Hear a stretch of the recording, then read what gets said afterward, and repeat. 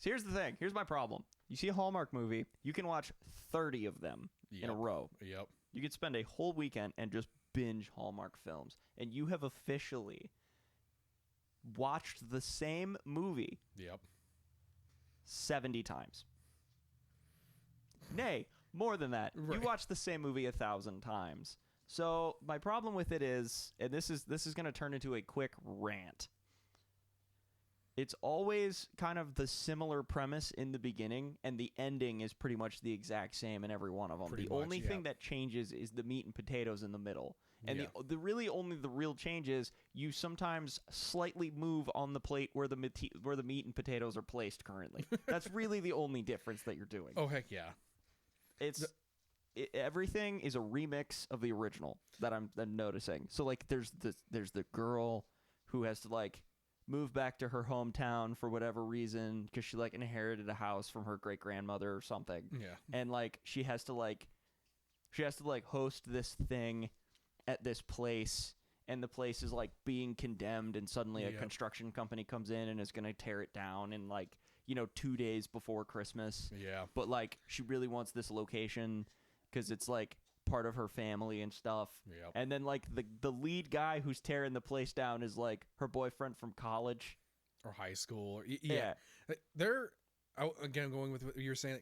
Their Christmas movies crack me the hell. Like seriously, my in-laws love Hallmark movies. Mm-hmm.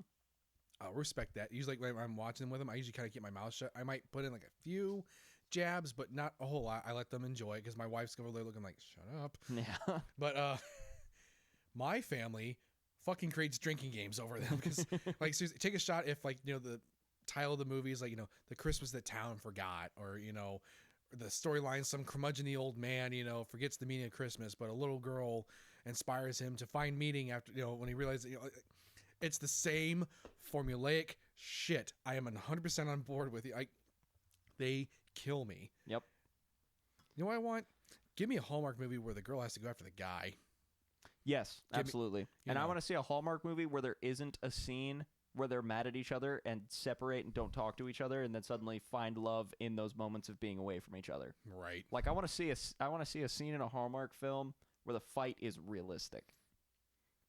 Or better yet, the guy's wife passes away and he's not over it. Yeah, actually. Yeah.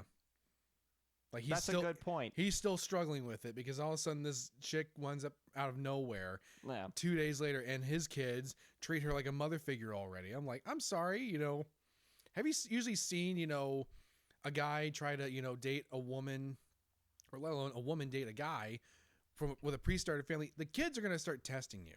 Yep, absolutely. They're going to is this person going to stick around? Like there's going to be no oh, even though it's only been 2 days, my kids see you as a mother. Like, fuck that. Yep.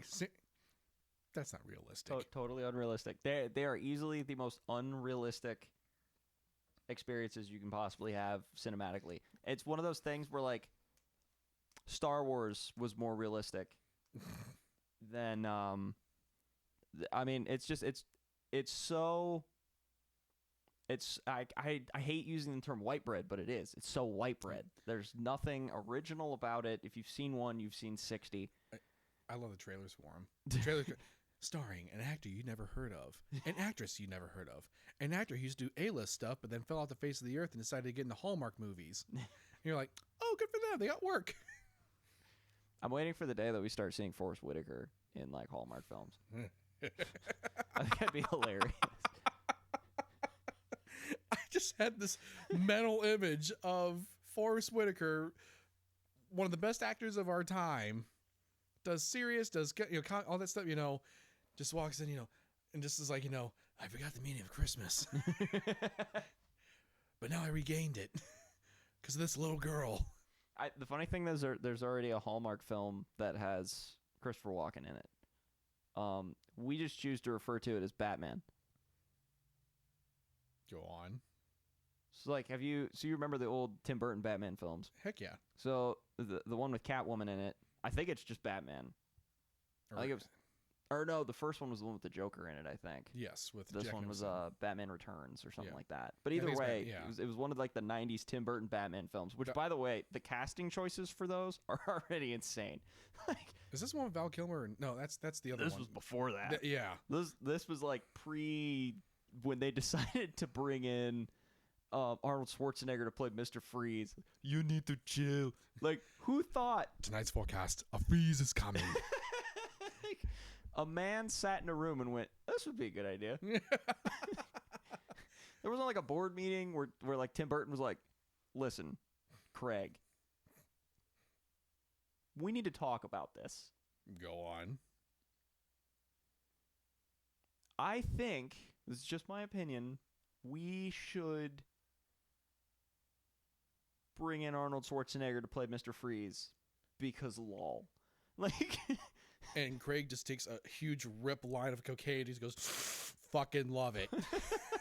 like, it's one of those concepts I can't get over. Like, here's the thing. The original two were amazing. Jack Nicholson as the Joker, iconic. Heck yeah. I have like a whole like thing about like which is the best Joker. Like, you know, I feel that. because to me Heath Ledger is like top notch. But again, if you have to like really like analyze it, if you want a campy Joker, you go Jack Nicholson because he's got the one with like the buzzers, you know, Yep. the punching. You know, if you want campy, go Jack Nicholson. You want anarchist, Heath Ledger all the way. Absolutely. You want to go with someone who is mentally unstable and you want to sympathize, Mm-hmm. Joaquin Phoenix all the way. Yes. Now, granted, I have not seen Suicide Squad, but I knew it was going to be an absolute pile of shit. It's pure psychopathy. He's essentially just playing a psychopath. Yeah, but like I said, you knew it was going to be a big pile of shit once, you know, they said Yeah. they overhyped Jared Leto too much. I like Jared Leto as a musician. Yes. I will say that. And that is all I will say. They do say, however, Morbius was the most movie ever. Really? And Jared Leto's performance made him the most actor ever. It's funny because he actually has an Academy Award for when he was in Dallas Buyers Club. Yes. And like from what I understand, he actually did a really good job in that. But he just seems like to be one of those actors that takes himself way too seriously. The thing is like if you're going to be somebody who goes like 100% all in on a role to the Yeah. point that like you play that role in real life. Yeah, method acting. Like there are certain actors who can do it like almost too well. Yes. Robert Downey Jr. is one of those guys. Like he gets into a role, he becomes that role. Like Robert De Niro, like yes, yeah. Robert De Niro, absolutely. Heath Ledger's method acting killed him, unfortunately. That's true. But quite frankly, like trying to picture like imagine if you will, you ran into an actor during like a method acting phase, if you want to refer to that. Like on the street.